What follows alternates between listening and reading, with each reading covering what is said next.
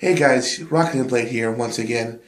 Um, as you can see, I'm still in the hotel room. Unfortunately, things. And long story short, there's a lot of things going on in my house that needs to be fixed. So that's probably why you don't see any.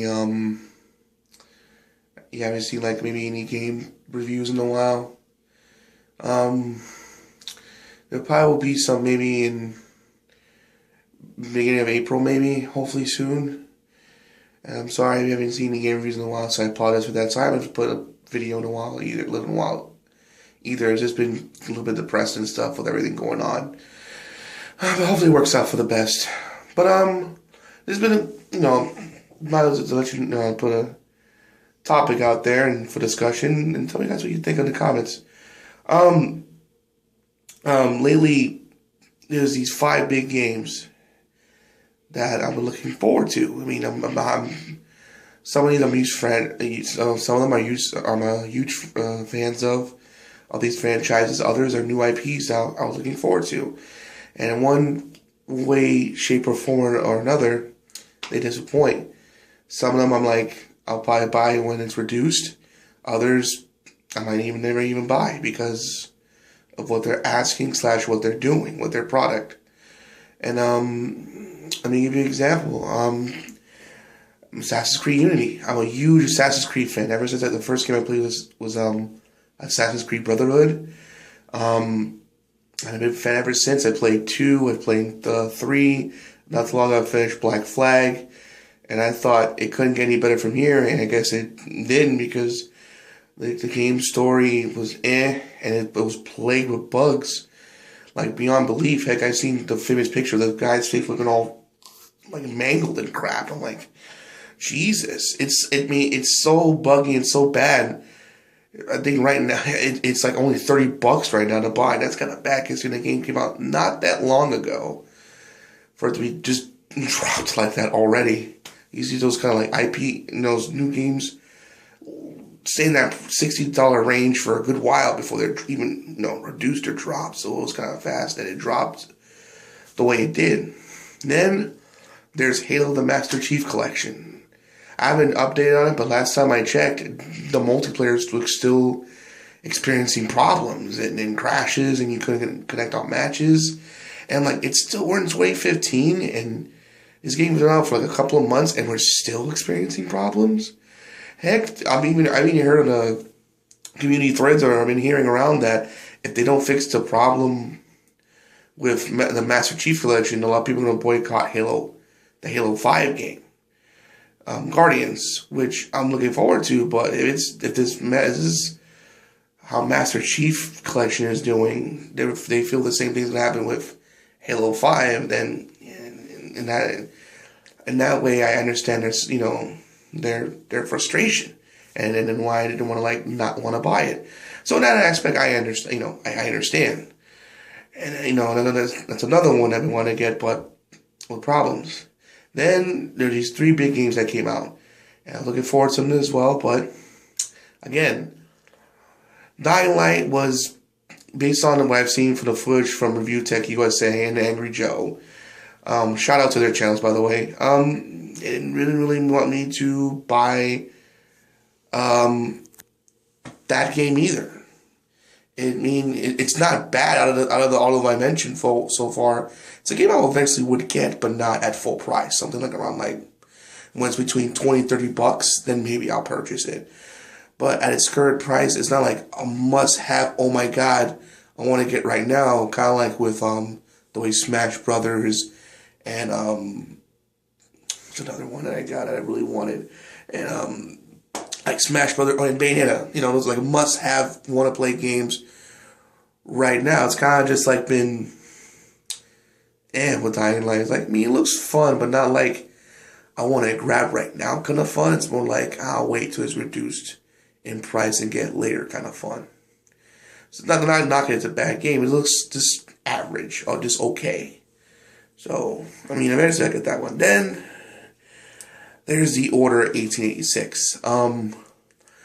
It's only a 7-hour campaign, and it wouldn't bother me with that game. Again, I'm not saying that one's a bad game either. It's just, again, that's another game that I will get when it's cheaper, because it doesn't really warrant a $60 price tag when it's only like 7 hours. I mean, I don't mind long games. The longer the better, in my opinion, because I want to get my money's worth. But when your game's only 7 hours, and people are saying, which is based on what I've heard, I'm not sure if it's factual or not, so don't take my word for it, but I heard some people are saying that 2 hours of it is cutscenes. Well, so technically 5 of it is gameplay. It looks like fun. I'm not saying it's not. It's another one I will probably end up getting myself. Even Master Chief Collection in a Unity I will have to get, but when it's more cheaper. But I just hope that with Master Chief they fixed the online for it, because I don't want to be sitting around twiddling my thumbs waiting for the online to be fixed. That's another thing was wrong with the other 1886. It has no online. At least as a short campaign, might as well hop online. But there's no online for that, which I don't know why. I think it'd be kind of cool. I think third-person online games are good. I love how they did. Uncharted was a good one. Gears of War is a good one. If done right, they could be fun. Those are 2 examples right there of great franchises that have great third-person shooter multiplayer aspects to them.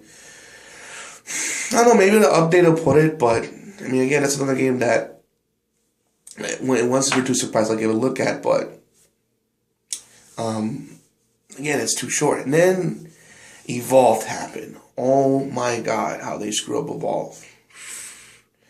And if you want to know in full detail, I mean, I'll still give my 2 cents here, but if you want to get in full detail what I'm talking about with Evolve, go to Angry Joe's channel. He got the Evolve review up, and you'll see what I mean. That review is like, you know what? I'm not getting this. And again, I don't agree with everything that guy says, but when I saw what I saw, I'm like, yeah, you're right, Joe. I'm not gonna get this one because it's like, Jesus.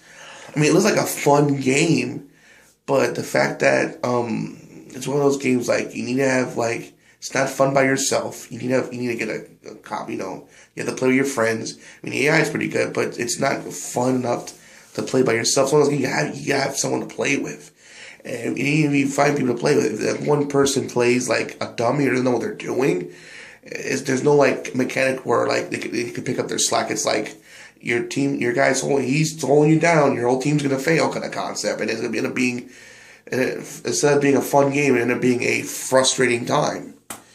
And no one's gonna want that. I mean, you know what I'm saying? You wanna buy a game and enjoy it, not be, frustrated and want to rage and throw your controller across the room. And of course, the whole that DLC that's worth $100 worth based on what I heard anyway. And I heard that even if you get the season pass, which is maybe I think $24, $25. I'm not sure how much it costs. But I think the average I've seen for season pass is between $20 to $25. I heard even if you get the season pass, you still don't get all the DLC. I mean, one DLC that Angry Joe showed was a different color of a rocket launcher you already get. So of it being, I guess, maybe gray, you can get it blue. So doing it different, no, but it's blue for $2. It's like, really? Really?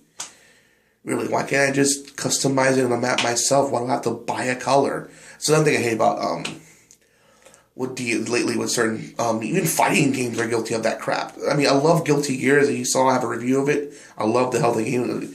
I love that game. The graphics are fun. It's a beautiful game, but it's another thing I hate about that game is the DLC. It's like, I mean, the characters are fine. I mean, I'm not paying for characters, but for colors, seriously, for fucking colors, and then voice tracks, so that way, instead of hearing the announcer, instead of hearing the announcer, you hear their character's voice, but you gotta pay for that. Isn't that something you can you unlock by beating arcade mode with that character just to have them earn it?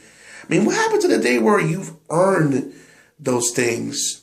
Will you earn those costumes? Will you earn those colors? Will you earn those extra features? Now it's like, you want it, you gotta pay for it. I'm like, why is this? And this is why I'm worried about the gaming industry in general. These last 5 titles just disappointed me. And I mean, these are not must-have games. The games I'll probably get eventually, but Evolve's like one of them. Like I don't really want to get because I don't know anyone else is interested in playing this game, and the way it's structured, I don't know if I'm ever going to get it. And I don't necessarily blame Turtle Rock, the developers. I put the blame more on 2K because they're the head, they call the head shots. Turtle Rock just makes the game. If anyone have to blame is 2K, which they should know better. You know what I'm saying? But then again, some people say they're screwing up Borderlands in some aspects, and I kind of see what they mean with that. With some of the crazy DLC with Borderlands 2. Ugh, felt like Dark Souls with first-person shooters. That's what my friend says anyway, because it's so hard and ridiculous. But yeah, it just seems like. It's just like, I know they're probably they want your money. And the company needs money. I understand that, but there's a way to go about it. Like how Mortal Kombat did it, for example, and Killer Instinct, and there's a way not to go about it, like what Capcom did with Street Fighter Cross Tekken, and then now with Evolve. You know what I'm saying? Go about it the right way. Make people want to buy your product. Don't shove more money down. Make them to force you to give you more money than as it is. I mean, we're in a recession as it is. You understand what I'm saying? And these games aren't exactly cheap. They're $60 a pop.